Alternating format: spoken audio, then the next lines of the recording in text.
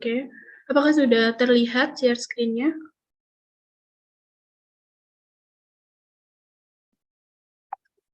Oke, sudah.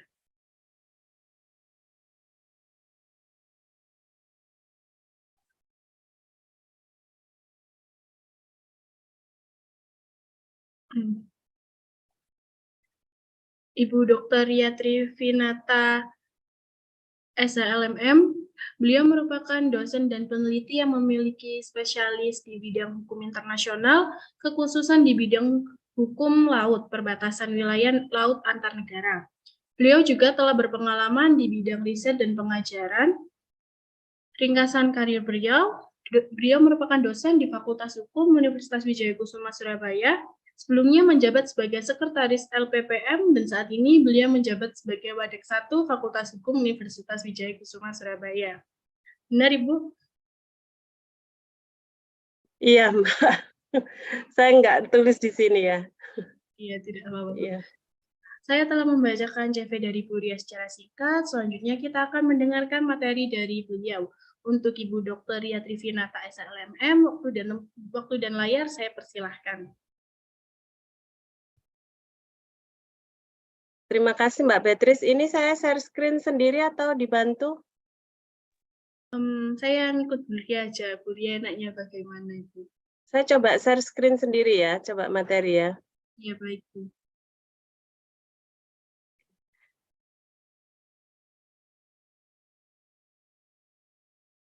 Sebentar. Sebentar.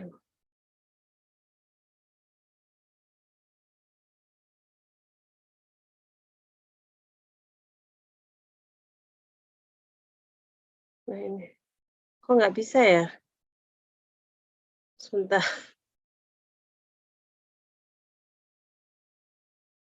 Saya close dulu yang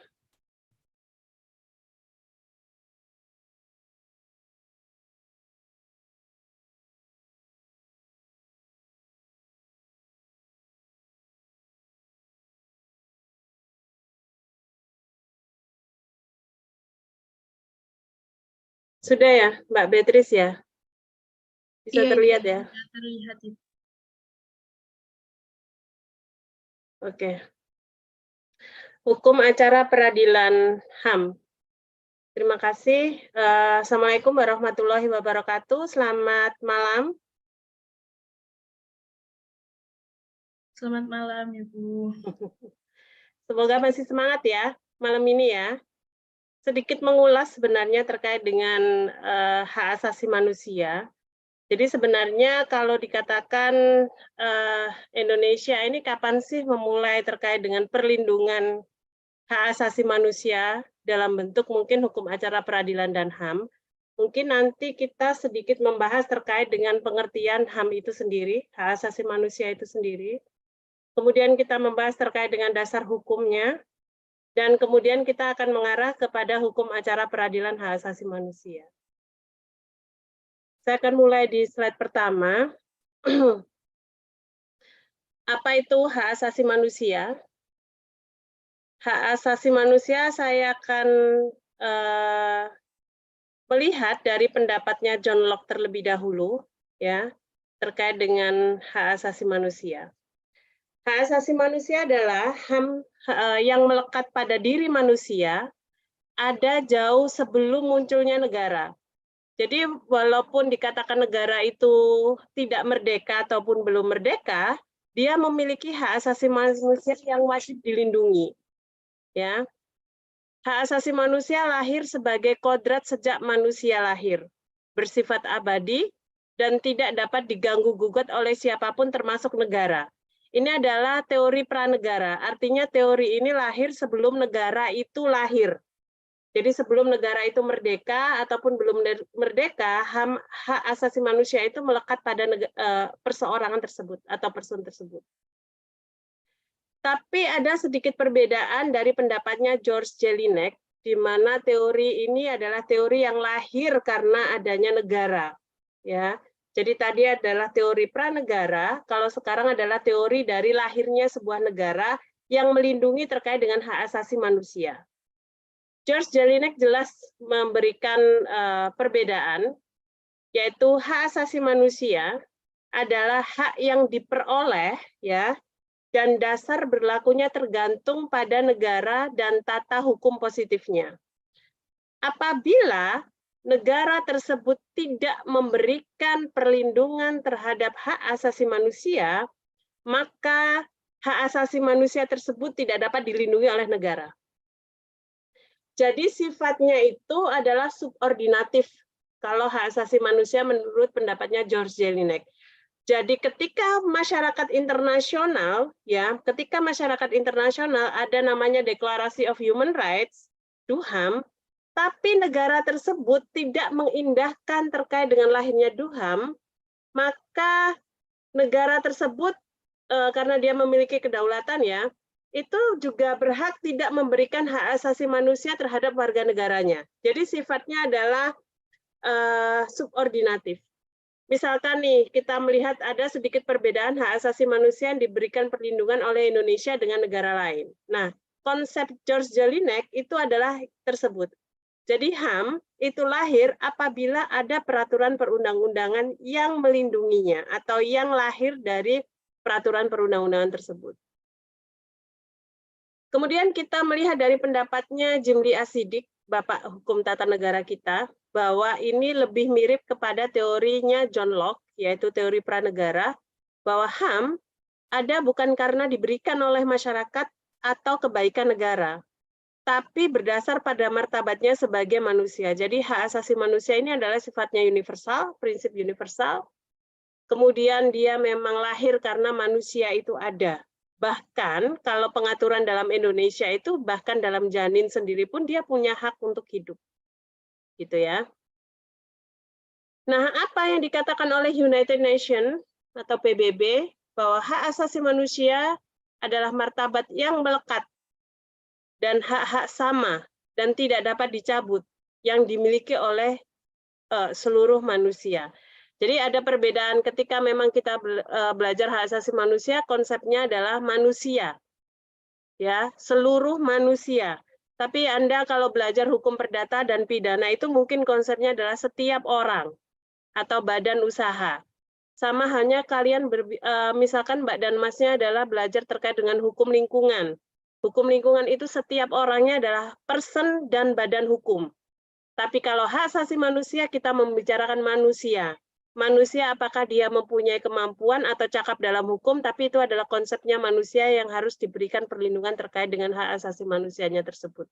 Jadi konsepnya adalah manusia.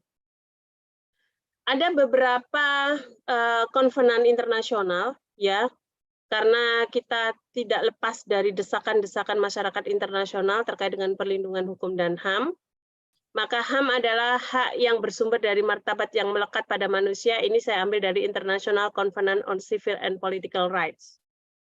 Kemudian kita lihat bahwa di dalam Covenants Against Torture and Other Cruel Inhuman, itu sama bahwa HAM adalah hak yang berasal dari martabat manusia secara pribadi. Jadi kalau kita melihat masyarakat internasional sudah memiliki konvenan atau internasional terkait dengan konvensi, Indonesia juga mengadopsi pendapatnya Jimli Asidik, maka akan kita lihat bagaimana pengaturan dari Undang-Undang Nomor 39 Tahun 1999 tentang hak asasi manusia itu sendiri. Pasal 1 angka 1, ya, HAM atau hak asasi manusia adalah seperangkat hak yang melekat pada hakikat dan keberadaan manusia sebagai makhluk Tuhan dan merupakan anugerahnya yang wajib dihormati, dijunjung tinggi, dan dilindungi oleh negara, hukum, pemerintahan, dan setiap orang demi kehormatan serta harkat dan martabat manusia.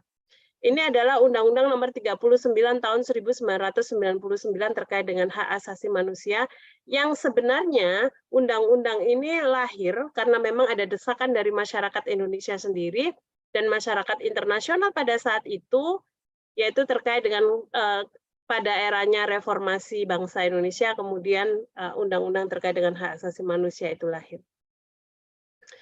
Kita lihat sumber hukum hak asasi manusia yang ada di Indonesia. Ada Undang-Undang Dasar 1945, kemudian TAP MPR nomor 18 tahun 98 tentang hak asasi manusia, Undang-Undang nomor 5 tahun 98 tentang konvensi, artinya konvensi berarti negara Indonesia meratifikasi, kemudian Undang-Undang nomor 39 tahun 1999 tentang hak asasi manusia yang saya sampaikan, Undang-Undang nomor 26 tahun 2000 tentang pengadilan HAM, yang ini nanti yang akan kita pelajari. Namun Undang-Undang Pengadilan HAM yang memang Indonesia punya, tahun Undang-Undang nomor 26 tahun 2000, itu hanya mengadili terkait dengan kejahatan yang sifatnya genosida atau kejahatan kemanusiaan. Jadi terkait dengan hak asasi manusia, peraturannya pun sudah dialirkan kemana-mana, misalkan Undang-Undang Perlindungan Anak, Undang-Undang Kekerasan dalam Rumah Tangga, Undang-Undang itu adalah salah satu memang bagian dari hak-hak yang memang sudah didistribusikan terhadap undang-undang atau peraturan yang lain. Tapi khusus untuk pengadilan HAM atau peradilan hak asasi manusia, itu hanya menangani dua kejahatan, yaitu kejahatan genosida dan kejahatan kemanusiaan. Kalau kita melihat ada slide-nya, nanti mungkin sudah dibagi di dalam Mbak Beatrice ya, dibagi ke mahasiswa, ada sumber hukum HAM, hak asasi manusia internasional, dan ini sebagian sudah diratifikasi oleh Indonesia, yaitu Piagam Perserikatan Bangsa-Bangsa, ada DUHAM, ada Declaration of Human Rights, Konvenan Hak Ekonomis dan Sosial Budaya, Konvenan Hak Sipil dan Politik.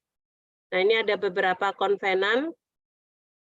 Kemudian Konvensi Hak Politik Perempuan dan Konvensi tentang Perlindungan Perempuan.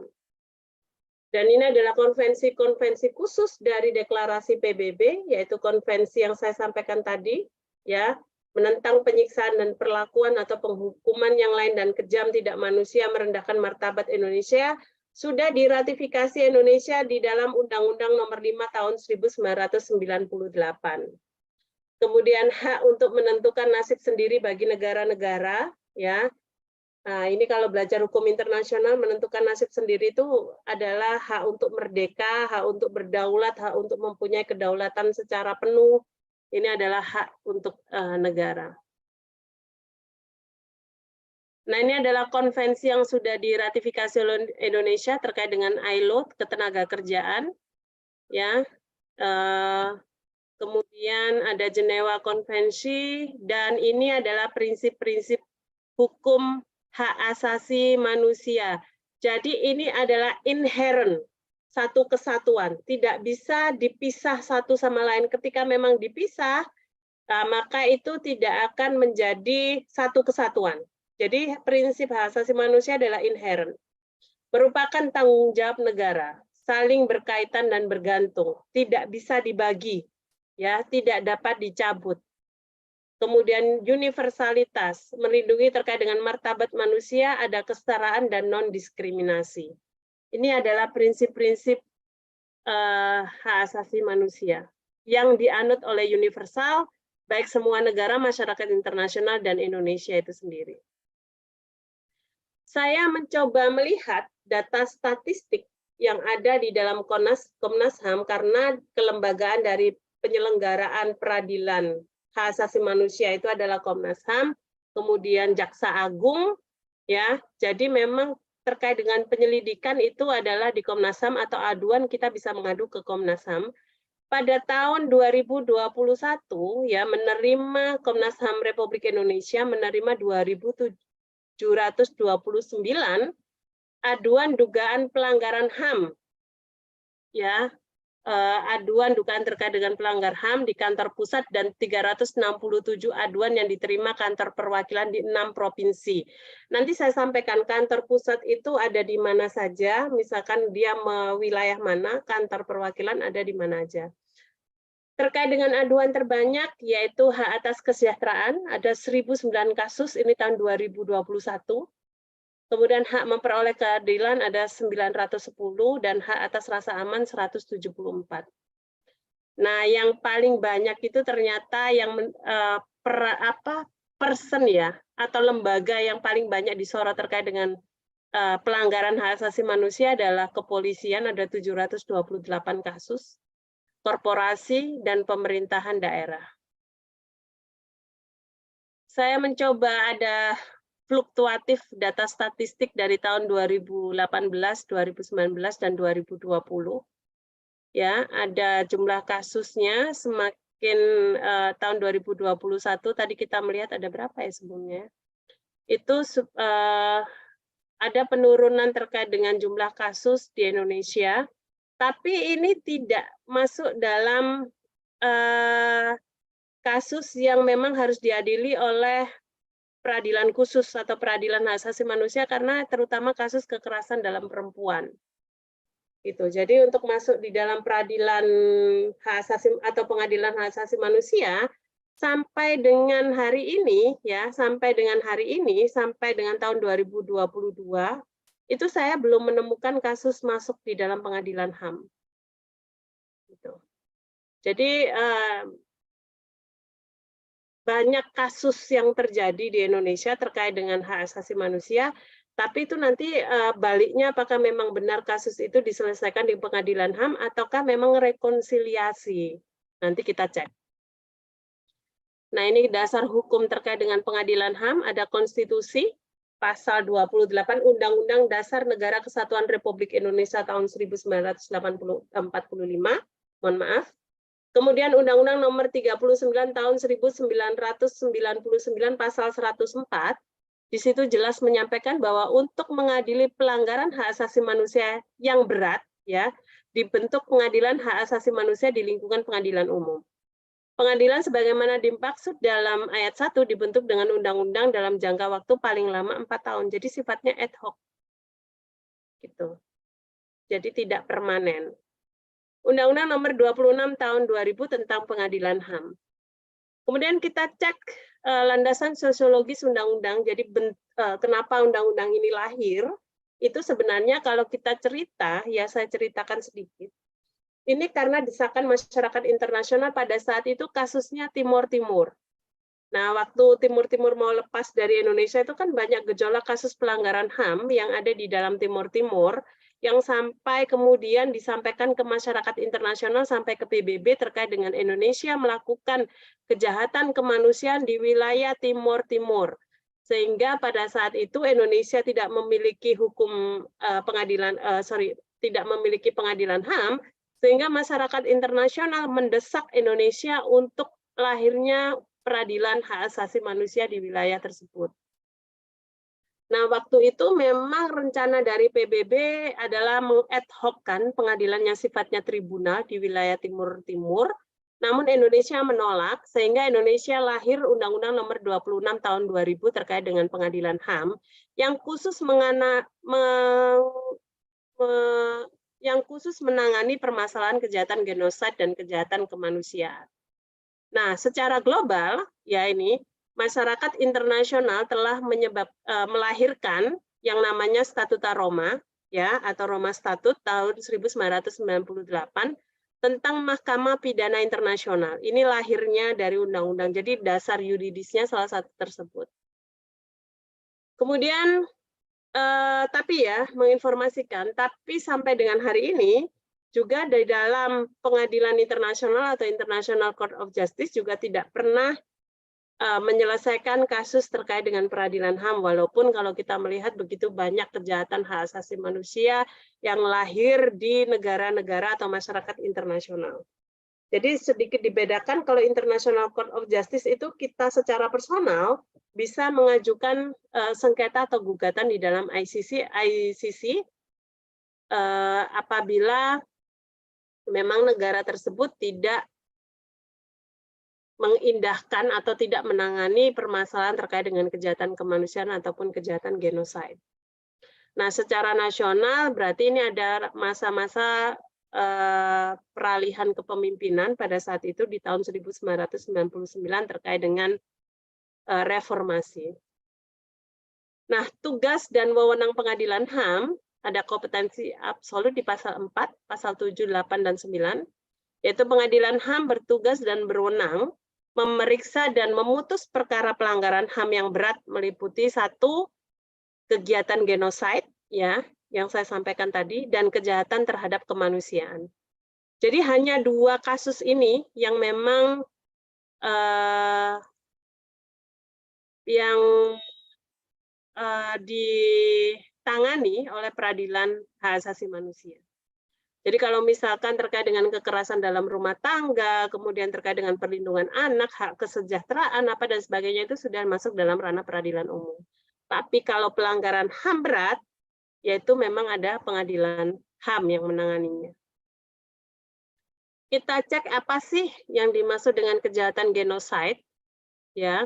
Kejahatan genosida ini pernah terjadi di Rwanda, kemudian lahirnya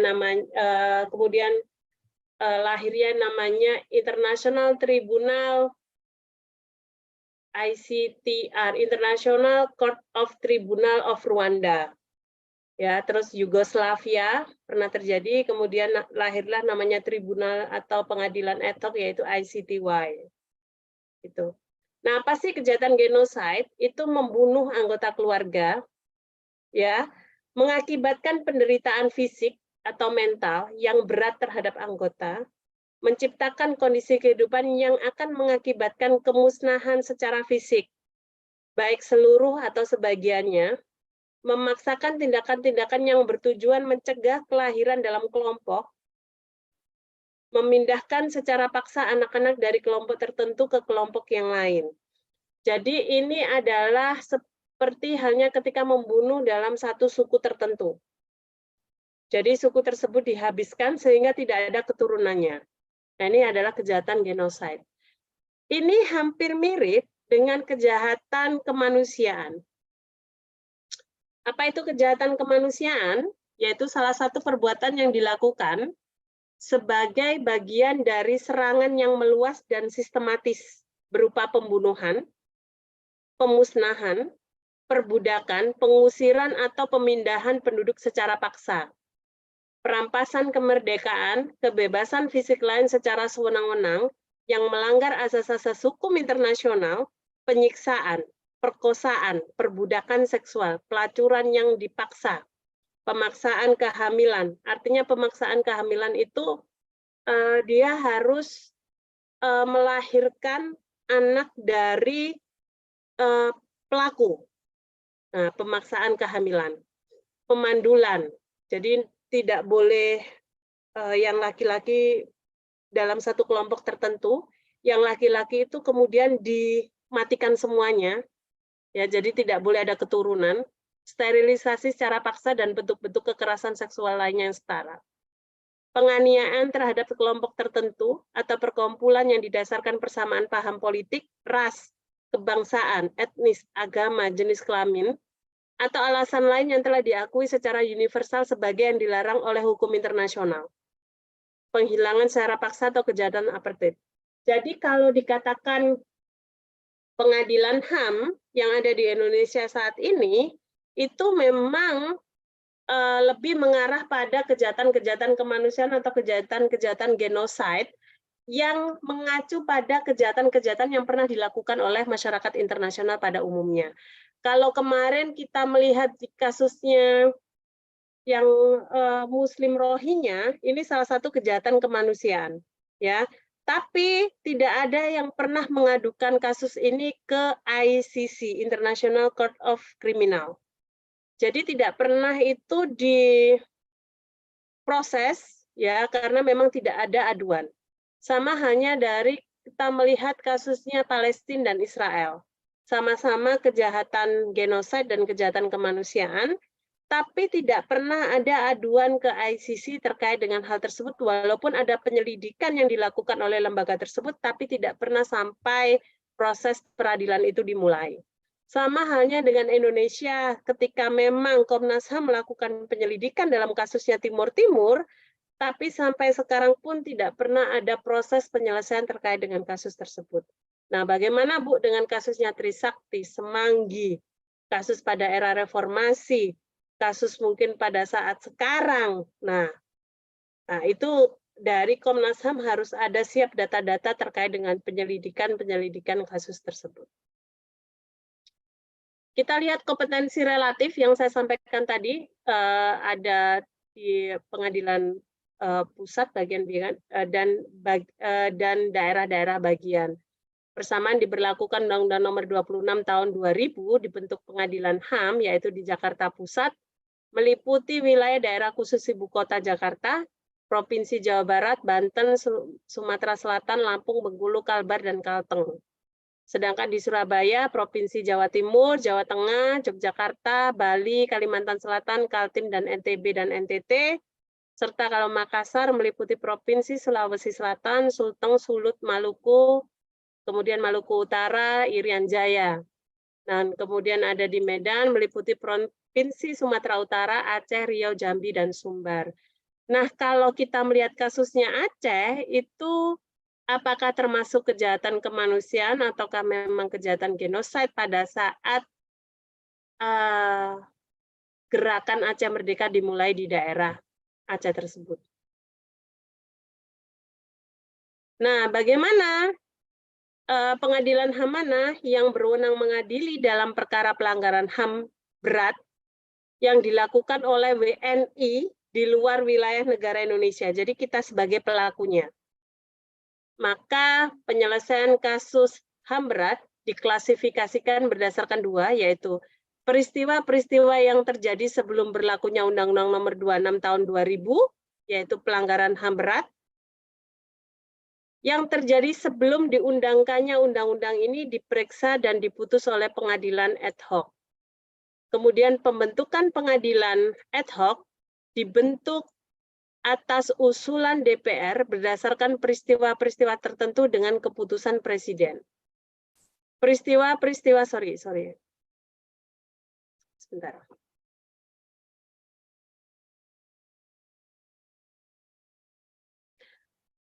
Peristiwa-peristiwa yang terjadi setelah berlakunya Undang-Undang Nomor 26 Tahun 2000 diperiksa dan diputus oleh Pengadilan HAM yang sifatnya permanen. Nah, ini adalah beracara di Pengadilan HAM permanen maupun ad hoc. Pemeriksaan dalam pelanggaran HAM berat dan upaya hukumnya dilakukan sesuai dengan ketentuan dalam undang-undang tersebut, Undang-Undang Pengadilan HAM, dan prinsip-prinsip beracara di Pengadilan HAM berlaku ketentuan hukum acara pada umumnya KUHAP sepanjang tidak diatur secara khusus dalam undang-undang ini. Ketentuan-ketentuan khususnya meliputi aspek kelembagaan, wewenang kelembagaan, dan pertanggungjawaban komando atau komandan militer. Biasanya, kenapa kok disampaikan komando? Karena pelanggaran atau kejahatan genosida dan kejahatan kemanusiaan itu sifatnya sistemik. Dari pimpinan ke bawahan atau bawahan yang mungkin tidak melaporkan ke pimpinan terkait dengan kejahatan yang dilakukan, sehingga hal ini masih tetap menjadi pertanggungjawaban oleh komandan militer di tempat pada saat kejadian tersebut. Ini adalah gambaran umum terkait dengan pengadilan HAM. Berdasarkan Undang-Undang Nomor 26 Tahun 2000, pengadilan HAM merupakan pengadilan khusus yang berada di bawah peradilan umum dan merupakan lex spesialis ya dari Kitab Undang-Undang Hukum Pidana. Pengadilan ini dikatakan khusus karena dari segi penamaan bentuk pengadilannya sudah secara spesifik menggunakan istilah pengadilan hak asasi manusia. Dan kewenangannya pengadilan ini hanya untuk mengadili kejahatan-kejahatan tertentu sesuai dengan kompetensinya. Jadi tidak bisa sembarangan bahwa pengadilan ini menangani kasus yang lain selain kasus tersebut. Ini adalah pengadilan ad hoc ya sebelum lahirnya Undang-Undang Nomor 26 Tahun 2000 adalah pelanggaran terkait. Jadi gini, kalau Mbak dan Masnya membaca terkait dengan Kitab Undang-Undang Hukum Pidana pasal 1 ayat 1 itu namanya asas terkait dengan bahwa tidak ada peraturan yang dapat dipidana kecuali ada undang-undang yang mengaturnya terlebih dahulu, asas legalitas. Ya, tapi dalam pelanggaran HAM, dalam kejahatan HAM, kejahatan genosida atau undang-undang terkait dengan hak asasi manusia ini menganut asas retroaktif. Jadi kejahatan itu mungkin di masa lampau, tapi lahirnya Undang-Undang tahun 1999 dan Pengadilan tahun 2000 itu bisa diadili dengan pembentukan dengan pembentukan pengadilan yang sifatnya ad hoc. Tapi setelah lahirnya undang-undang tersebut, Undang-Undang Nomor 26 tahun 2000, baru dibentuk yang namanya pengadilan yang sifatnya permanen. Paham ya? Maksud saya. Jadi sebelum undang-undang itu lahir, jadi asas retroaktif dipergunakan ketika memang ada kejadian sebelum undang-undang itu lahir, maka menggunakan peradilan yang sifatnya ad hoc. Tapi setelah undang-undang itu lahir, ketika memang ada kejahatan kemanusiaan ataupun kejahatan genosida, maka menggunakan undang-undang peradilan yang sifatnya permanen. Nah, bagaimana dengan alurnya pengadilan HAM yang sifatnya ad hoc?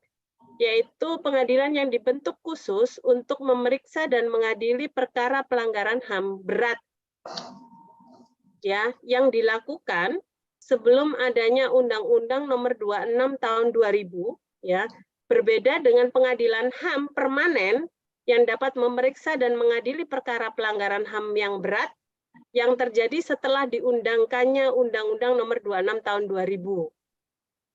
Ya. Ketentuan mengenai pembentukan pengadilan HAM ad hoc menurut pasal 43 nanti bisa dicek, yaitu 1.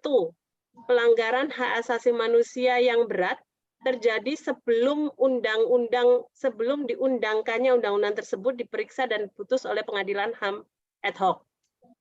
Yang kedua, pengadilan hak asasi manusia ad hoc sebagaimana dimaksud dalam ayat 1 dibentuk atas usul Dewan Perwakilan Republik Indonesia berdasarkan peristiwa tertentu dengan keputusan Presiden. Pengadilan HAM ad hoc sebagaimana dimaksud dalam ayat 1 berada di dalam lingkungan peradilan umum. Ini adalah skemanya, ya. Skema terkait dengan alur pengadilan ad hoc. Jadi Komnas HAM melakukan penyelidikan, kemudian Jaksa Agung melakukan penyidikan, diserahkan ke Presiden, Presiden bersurat ke DPR, rekomendasi usulan disampaikan ke Presiden, kemudian munculnya yang namanya pengadilan HAM ad hoc. Tapi sampai sekarang walaupun kasus banyak terjadi di Indonesia, belum pernah ada sampai muncul pengadilan HAM ad hoc. Dulu yang pernah saya sampaikan sebelumnya, dulu pernah mau dibuat oleh negara lain atau masyarakat internasional khusus untuk menangani masalah Timor Leste, Timur Timur pada saat itu, tapi bernegosiasi sampai sekarang belum pernah terjadi terkait dengan lahirnya pengadilan HAM ad hoc walaupun undang-undang tersebut sudah lahir. Nah, ini yang saya sampaikan adanya azas retroaktif ya. Sebagai bentuk istilahnya agak cross ya, tidak sama dengan azas legalitas dalam hukum pidana. Karena kalau kita ketahui dalam hukum pidana azas legalitas itu sudah jelas bahwa memang tidak ada peraturan, tidak ada perbuatan yang dapat dipidana kecuali ada peraturan yang memang sudah mengaturnya terlebih dahulu. Tapi khusus untuk hak asasi manusia itu tidak berlaku. Tapi perlakuannya berbeda dengan kejahatan itu yang lahir setelah ada undang-undang tersebut diundangkan. Gitu. Nah, Bu, bagaimana terkait dengan kelembagaan pengadilan hak asasi manusia, yaitu adalah penyelidik dilakukan oleh Komnas HAM. Jadi Komnas HAM itu yang menerima laporan dari masyarakat, kemudian menghimpun, kemudian dia menyerahkan kepada penyidik dan penuntut umum. Kemudian baru penuntut umum menyerahkan ke pengadilan apabila memang berkas-berkasnya sudah dipenuhi. Nah, kita lihat berapa jumlah waktunya. Kewenangan masing-masing yaitu terkait dengan penyidik HAM atau Komnas HAM berwenang 1 menerima laporan aduan, ya, menerima laporan atau aduan, melakukan penyelidikan, pemeriksaan terhadap peristiwa yang timbul dalam masyarakat yang diduga sebagai pelanggaran hak asasi manusia. Yang kedua, memanggil pengadu atau korban pihak, artinya korespondensi, ya, untuk dimintai keterangan, memanggil saksi, memanggil atau mengumpulkan keterangan di TKP atau tempat lain, dan mendatangkan ahli. Atas perintah penyidik atau penyelidik, Komnas HAM berwenang untuk pemeriksaan surat penggeledahan dan penyitaan, pemeriksaan setempat terhadap rumah atau pekarangan, dan mendatangkan ahli. Ini adalah kewenangan dari Komnas HAM. Bagaimana mekanisme penyelidikan? penyelidik harus memberitahukan kepada penyidik jika telah dimulainya penyelidikan. Jadi harus laporan dulu ke Jaksa Agung. Jika Komnas HAM berpendapat belum terdapat bukti permulaan yang cukup, ya, telah terjadi peristiwa pelanggaran HAM berat, maka kesimpulan hasil penyelidikan disampaikan kepada penyidik. Selambat-lambatnya 7 hari setelah Komnas HAM menyerahkan kesimpulan, Komnas HAM harus menyerahkan seluruh hasil penyelidikan kepada penyidik. Dalam hal penyidik berpendapat bahwa hasil penyelidikan masih kurang lengkap, penyidik segera mengembalikan hasil penyelidikannya, disertai petunjuk untuk dilengkapi dalam waktu 30 hari sejak tanggal diterimanya hasil penyelidikan. Penyidik wajib melengkapi kekurangan tersebut. Jadi penyelidikan, pengaduan, laporan, semuanya itu masuk di dalam Komnas HAM.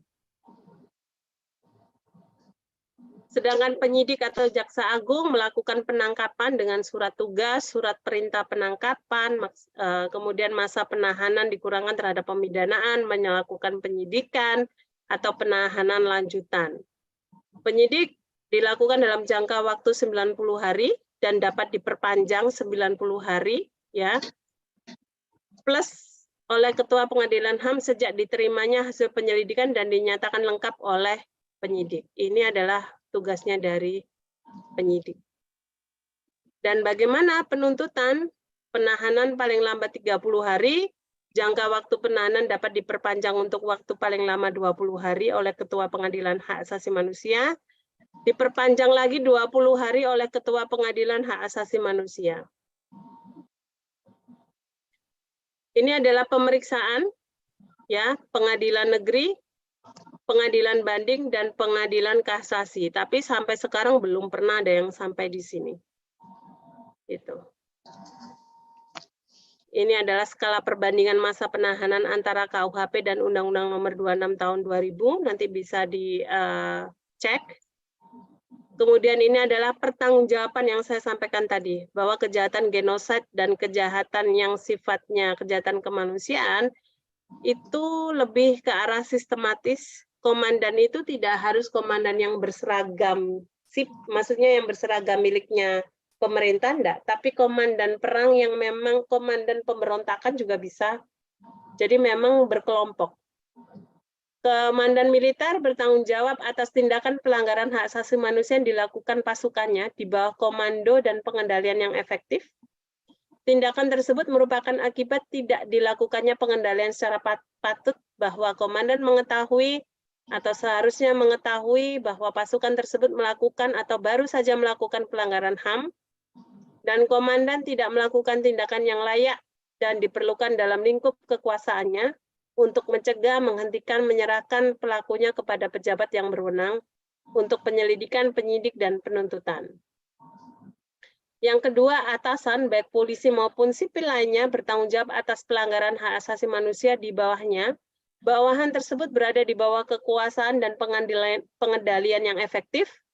Tindakan bawahan tersebut terjadi akibat tidak dilakukannya pengendalian terhadap bawahannya secara patut. Ya, artinya bahwa atasan mengetahui atau seharusnya mengetahui bahwa bawahan tersebut melakukan atau baru saja melakukan pelanggaran hak asasi manusia. Yang kedua, atasan tidak melakukan tindakan yang layak dan diperlukan dalam lingkup kekuasaannya untuk mencegah, menghentikan, menyerahkan pelakunya kepada pejabat yang berwenang untuk melakukan penyidikan, penyelidikan, dan penuntutan. Jadi sifatnya lebih sistemik. Kemudian kalau kita melihat ini, kita sedikit cek dan dicek terkait dengan Perang Dunia Kedua. Apakah di era Perang Dunia Kedua pada saat masa kolonialisme, itu bisa diadukan, Bu, terkait dengan kejahatan genosid atau kejahatan kemanusiaan, itu bisa. Jadi ini sudah pernah berlaku dan memang tidak sampai ke ranah peradilan karena sifatnya itu lebih ke arah politis. Jadi lebih ke arah yang bisa dibicarakan atau bisa dinegosiasikan. Seperti kasusnya Timur Leste yang saya ungkapkan terus-menerus ya, karena memang lahirnya undang-undang itu akibat dari salah satu kejahatan kemanusiaan atau kejahatan genosid yang dilakukan oleh pemerintahan Indonesia di wilayah Timur Timur. Pada saat sampai sekarang pun pada saat pemerintahnya Sanana Gusmo dan sampai sekarang tidak pernah itu menyebut terkait dengan pelanggaran HAM atau kejahatan HAM. Karena apa? Karena dua negara, Indonesia dengan Timur Leste pun lebih mengedepankan, menurut mereka berdua ya, menurut negara tersebut lebih mengedepankan terkait dengan kepentingan politik yang lain. Karena atau apabila pengadilan HAM memang atau tribunal memang dibuka untuk penyelesaian kasus, maka kehormatan negara atau kedaulatan negara itu yang dipertaruhkan.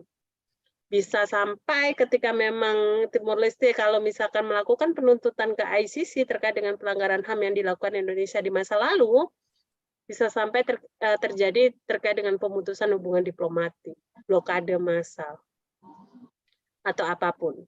Nah, bagaimana dengan Indonesia? Apakah masyarakat Indonesia pernah melaporkan terkait dengan kejahatan kemanusiaan atau kejahatan genosid yang pernah dilakukan oleh pemerintahan sendiri dan kemudian diadukan oleh Komnas HAM terkait dengan mungkin kejahatan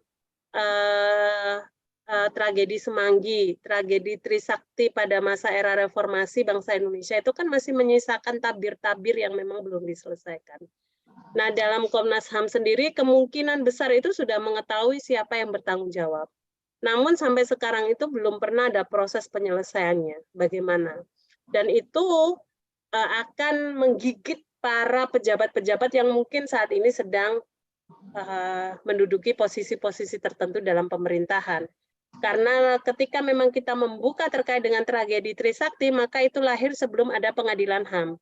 Nah, lahirnya sebelum pengadilan HAM tersebut, itu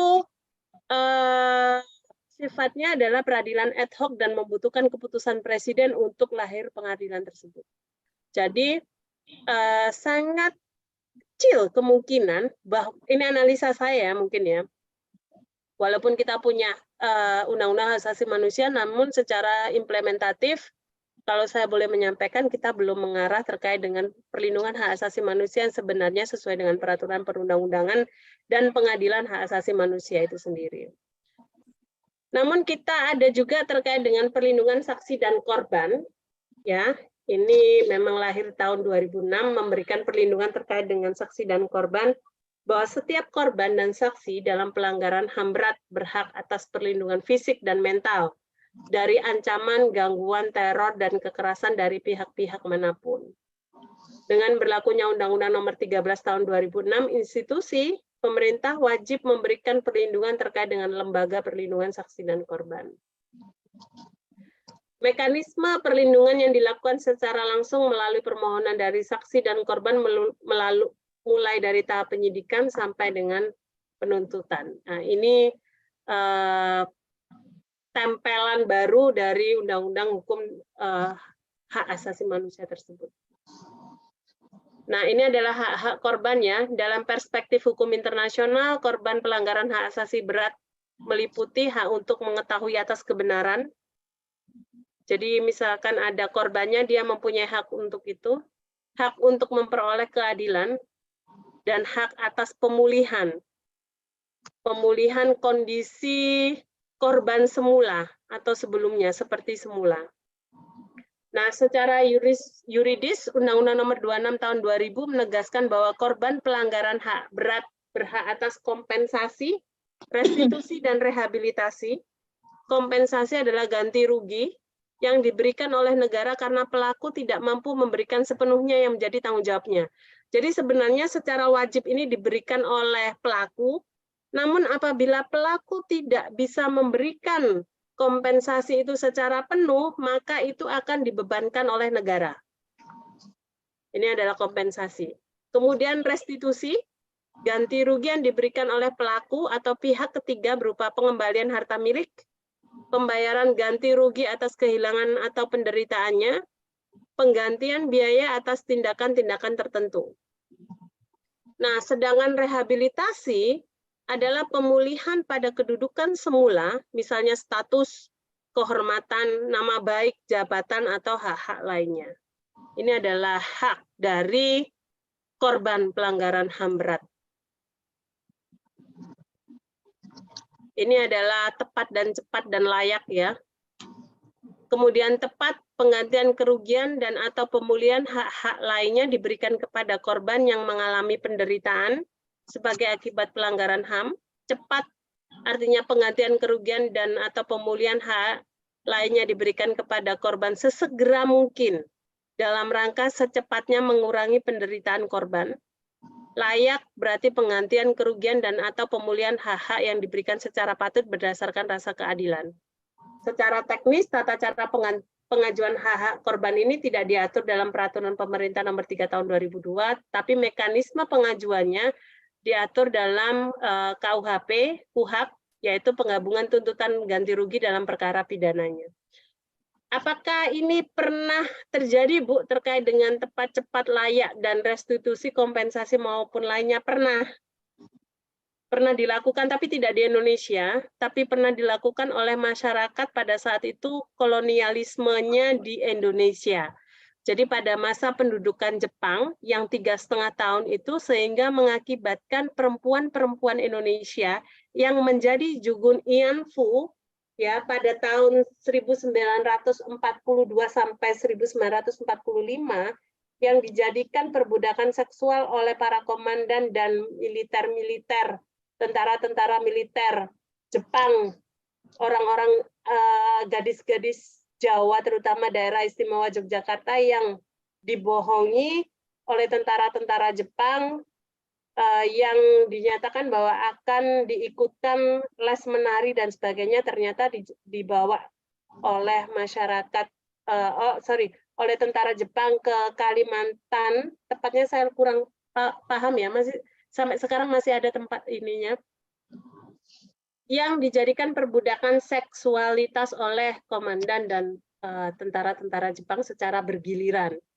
Jadi gadis-gadis Indonesia pada saat itu dibawa ke sana, kemudian dijadikan seperti tempat lokalisasi, pelacuran yang secara paksa, tidak dibayar, tapi dipaksa secara bergiliran untuk melayani komandan-komandan dan tentara-tentara militer pada saat itu. Nah, ini pernah diajukan sengketa ke ICC, kemudian ditribunalkan, kompensasi, restitusi, dan sebagainya itu kemudian diberikan oleh pemerintahan Jepang ke Indonesia untuk membuat panti jompo korban-korban dari Jugun Ianfu tersebut, namanya Jugun Ianfu. Gitu. Jadi pernah terjadi. Pasal 1 Peraturan Pemerintah Nomor 3 Tahun 2002 menjelaskan tentang maksud dari kompensasi, restitusi, dan rehabilitasi. Ini yang sudah saya sampaikan tadi sebelumnya.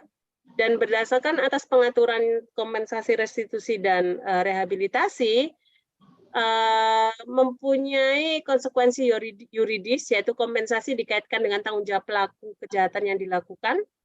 Pengertian kompensasi yang merupakan ganti kerugian yang diberikan oleh negara mensyaratkan adanya pelaku yang dinyatakan bersalah oleh karena dia dibebani kewajiban untuk membayar restitusi.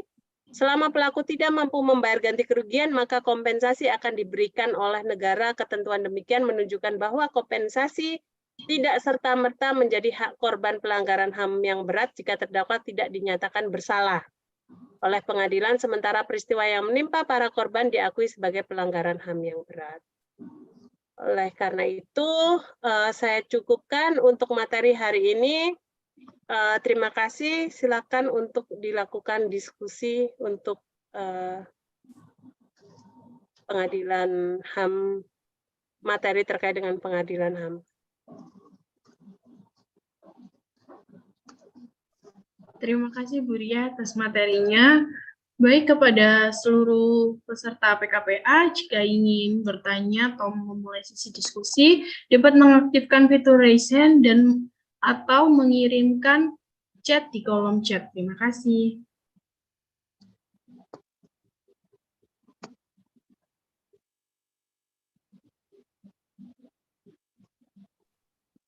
Silakan yang mau diskusi.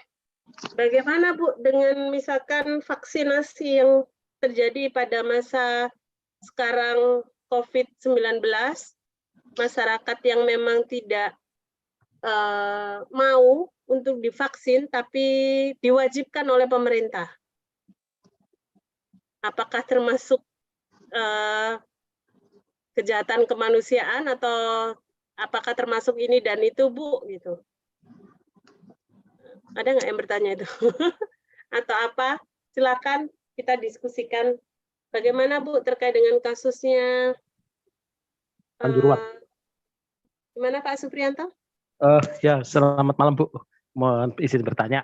Jadi gini, berkaca di tragedi Kanjuruhan Bu ya, kita yang ada korbannya itu kan, jadi dari yang saya dengar dari ini kan berarti kan ada enggaknya itu tragedi kemanusiaan atau adanya pelanggaran HAM itu kan adanya keputusan dari kesimpulan dari Komnas HAM ya. Jadi apabila Komnas HAM memutuskan tuh enggak ada pelanggaran HAM, jadi itu enggak bisa dimasukkan dalam kategori pelanggaran HAM.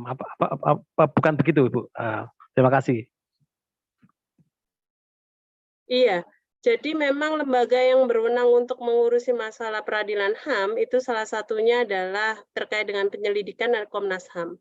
Jadi Komnas HAM yang memberikan kesimpulan apakah memang ini terjadi pelanggaran HAM atau tidak di wilayah tersebut. Nah, kalau kita melihat kasusnya Kanjuruhan itu kan terjadi beberapa bulan yang lalu dan itu menjadi perhatian tidak hanya di dalam ranah nasional, tapi terjadi perhatian menjadi ranah internasional. Harapannya itu bisa diselesaikan di lingkungan kita sendiri. Namun kalau kita melihat bahwa memang dalam kejadian itu seperti mengantisipasi dengan kesalahan yang sistematis.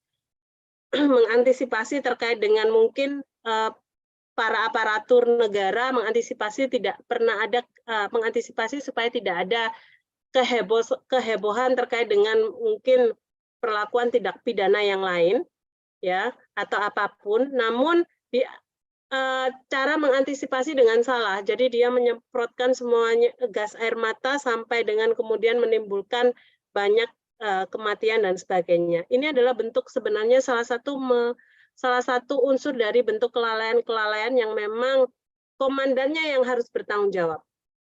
Gitu. Tapi sampai dengan hari ini ya dari Komnas HAM sendiri itu belum ada kesimpulan bahwa memang di situ telah terjadi kejahatan kemanusiaan ataupun pelanggaran kejahatan kemanusiaan maupun pelanggaran HAM berat lainnya. Jadi kalau misalkan kita menunggu Komnas HAM melakukan penyelidikan ini, apakah yang pertama, apakah memang pernah ada aduan dari masyarakat setempat terkait dengan pelanggaran HAM berat di tersebut ke Komnas HAM, itu yang harus kita telisik terlebih dahulu, itu yang pertama.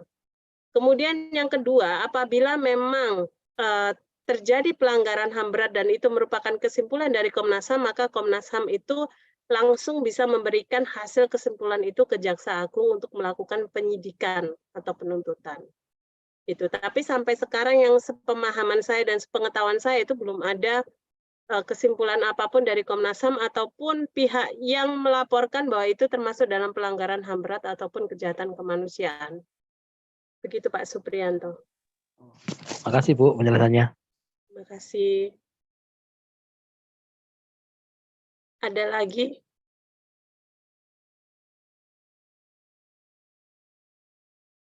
Silakan sudah ini Bu, karena memang kasus HAM ini tidak begitu, memang belum pernah ada kasus ya dalam pengadilan hak asasi manusia. Jadi memang sampai sekarang pun belum pernah di dalam masyarakat internasional pun walaupun terjadi kejahatan hak asasi manusia, pelanggaran HAM berat, kejahatan genosid, ICC pun sampai sekarang dari mulai lahirnya Statuta Roma sampai sekarang itu tidak pernah terjadi kasus di dalam ICC. Waktu itu pernah mau dilaporkan terkait dengan eranya SBY, ya, ada sekelompok pemberontak atau yang dikatakan sebagai belligerent mengadukan terkait dengan perlakuan pemerintahan SBY bahwa memang mendapatkan intimidasi atau ancaman di wilayah Indonesia tertentu, kemudian dilaporkan ke ICC, namun dari ICC tidak menemukan bahwa memang adanya pelanggaran HAM di wilayah Indonesia. Nah, bagaimana dengan masyarakat internasional lainnya, Bu? Di ASEAN itu juga memiliki terkait dengan identik dengan Komnas HAM, tapi tidak bisa mengadili seperti yang UN punya, seperti ICC. Di Indonesia punya pengaturan terkait dengan pengadilan HAM, namun sampai sekarang belum pernah ada kasus yang disengketakan di peradilan hukum, peradilan hak asasi manusia. Silakan yang mau didiskusikan.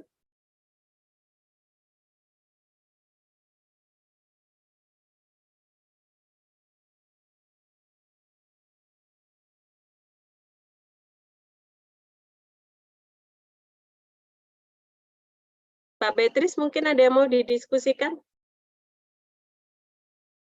Sudah, tidak ada. Ini sepertinya sudah sayup-sayup rasa-rasa mau istirahat. Iya, sepertinya udah lelah Bu, karena kan ini masih terhitung weekdays ya Bu ya. Jadi tadi habis kerja semuanya, langsung pembekalan PKPA mungkin udah mulai capek. Iya, mungkin begitu. Nomor handphone saya boleh disampaikan Mbak Beatrice 08175247007 apabila ingin komunikasi dengan saya terkait dengan apapun ya, baik pelanggaran HAM berat, pelanggaran kejahatan genosid, hak asasi manusia. Tapi sebenarnya saya lebih spesialisasi ke hukum lautnya, hukum internasionalnya. Saya lebih spesialisasi ke perbatasan wilayah-wilayah. Pelanggaran HAM memang menjadi kajian saya, namun saya lebih ke bagian risetnya. Risetnya itu adalah di masalah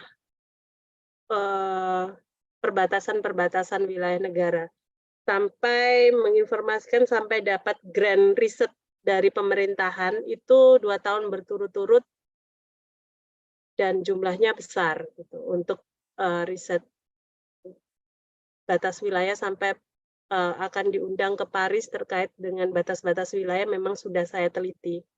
Diundang oleh United Nations untuk membicarakan terkait dengan batas-batas wilayah yang menjadi temuan saya dari grant riset yang dibiayai oleh negara. Gitu. Jadi memang saya ahlinya adalah geospasial, jadi riset-riset terkait dengan batas wilayah. Gitu. Untuk HAM itu menjadi kajian irisan saya ketika memang menentukan negara ini harus kemana gitu. Jadi irisan-irisan. Jadi kalau misalkan penelitian itu ya saya karena saya hukum internasional ya, saya menentukan irisan hak asasi manusia ini akan mengarahkan politiknya itu ke arah mana. Itu seperti Indonesia dengan Timur Leste sampai sekarang nggak mungkin akan membicarakan terkait dengan pengadilan hak asasi manusia walaupun Indonesia pernah melakukan kejahatan genosid atau kejahatan kemanusiaan di wilayah Timur Leste. Karena apa? Karena ketergantungan Timur Leste ke Indonesia itu sangat besar terkait dengan ekspornya Indonesia ke Timur Leste, terkait dengan pendidikannya Indonesia ke Timur Leste, terkait dengan hal apapun itu besar. Jadi Sanana Gusmo sampai sekarang pun dia lebih tiarap kalau berbicara dengan Indonesia, dan Indonesia lebih berani mengedepankan kedaulatannya di depan Timur Leste. Nah, kalau misalkan berbeda dengan negara-negara yang mempunyai adik kuasa yang lain gitu. Itu jadi bagian irisan-irisan dari memang riset-riset saya. Jadi saya ahlinya sebenarnya di sana. Gitu. Kalau misalkan ada yang mau didiskusikan terkait dengan hukum internasional, hak asasi manusia yang internasional atau apa, silahkan. Itu ya Mbak Beatrice. Sudah. Ya. Baik, terima kasih Bu Ria atas penyampaian materinya yang sangat luar biasa. Terima kasih. Oh, ini ada yang bertanya, Ibu. Ya, permisi, saya izin bacakan ya, Bu. Ya, silakan. Dari Bapak Daniel William.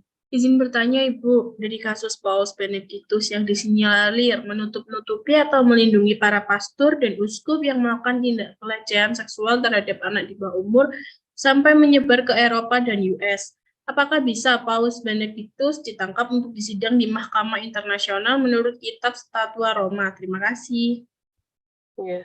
Sebenarnya Statuta Roma itu sama halnya dengan pengadilan HAM ya. Apakah memang terjadi pelanggaran HAM berat atau tidak? Apakah memang pernah terjadi kejahatan kemanusiaan atau tidak? Jadi apabila memang itu pernah, masyarakat internasional pun seorang diri bisa melaporkan ke ICC. Bedanya ICC dengan ICJ begitu. Kalau ICJ harus negara menjadi negara anggota dari United Nations.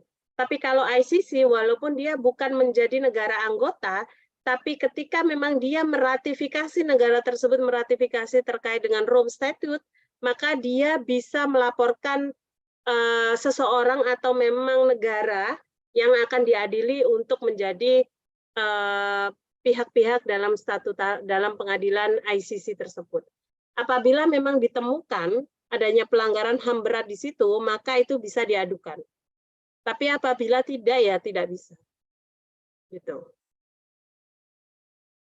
Gitu, Mbak. Baik, kepada Bapak Daniel, apakah sudah dapat dipahami? Ada mau yang didiskusikan, Pak Daniel?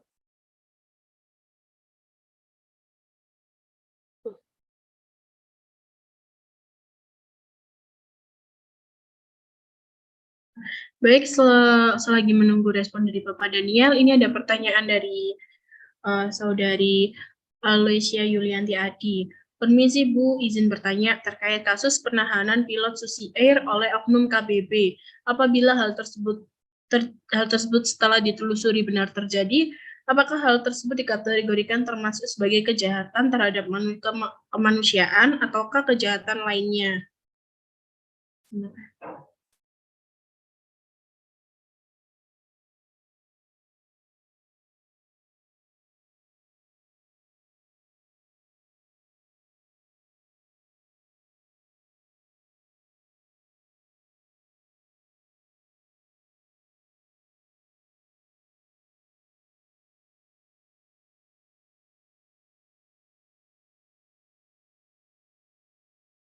Mohon ditunggu sebentar ya. Para peserta PKPA mungkin ada yang sedang terjadi ini sudah kembali.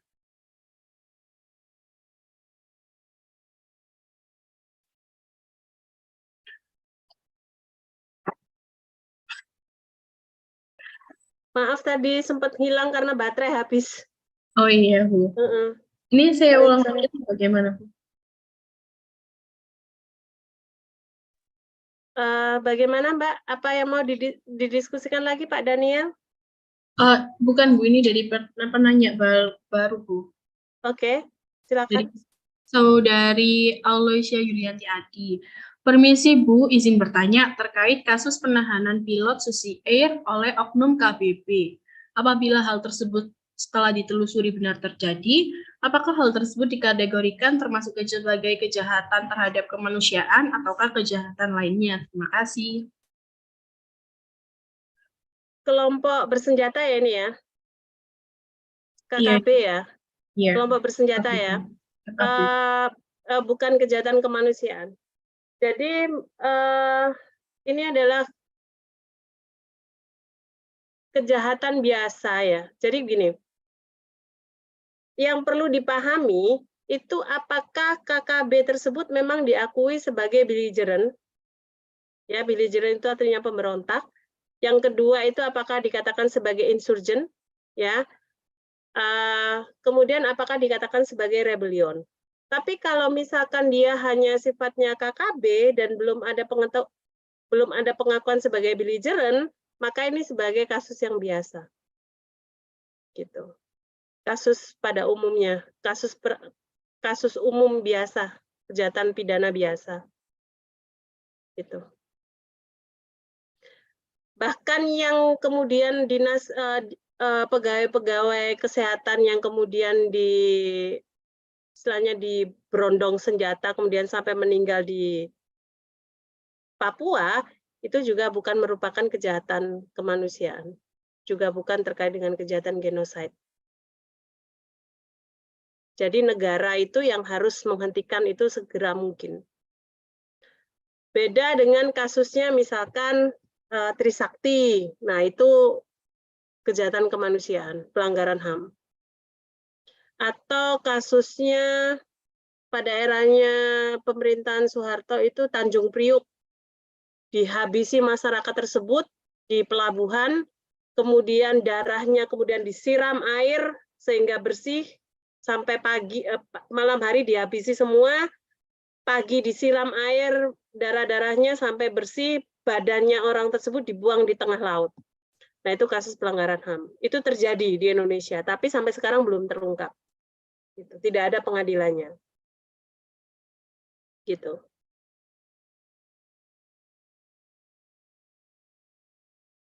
Itu Mbak Beatrice.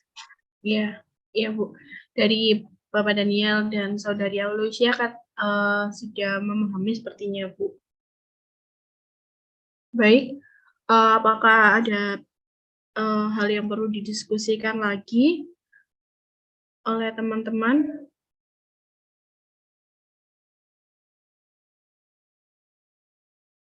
Jika tidak ada, maka akan saya tutup.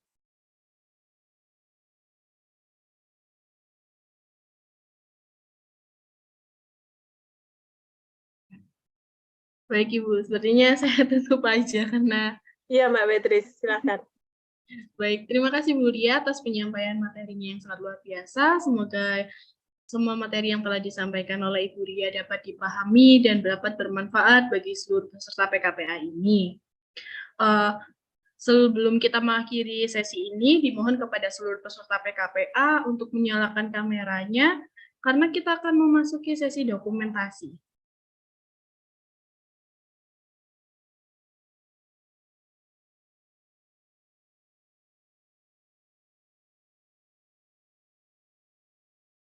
Dimohon kepada seluruh peserta PKPA untuk menyalakan kameranya, karena kita akan memasuki sesi dokumentasi.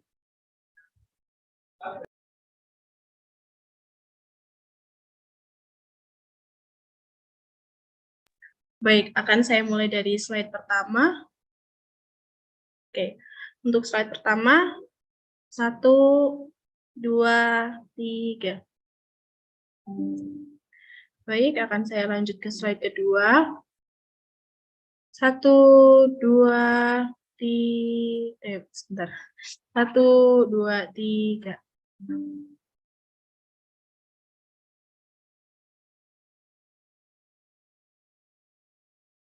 Baik, terima kasih kepada pemateri kita hari ini yaitu Ibu Ria. Terima kasih juga kepada seluruh peserta PKPA yang telah mengikuti pembekalan PKPA ini dari awal hingga akhir. Semoga seluruh materi yang telah disampaikan dan kita dapatkan dapat kita pahami dan memberikan manfaat dalam kehidupan kita sehari-hari maupun bagi masa mendatang. Saya beserta seluruh panitia yang ada pamit undur diri. Mohon maaf jika ada kata maupun perbuatan yang salah. Selamat malam dan terima kasih. Selamat malam, terima kasih. Assalamualaikum warahmatullahi wabarakatuh. Waalaikumsalam. Terima kasih, Bu. Terima kasih ya. Izin live ya, Mbak. Terima kasih. Ya, Bu Ria, terima kasih.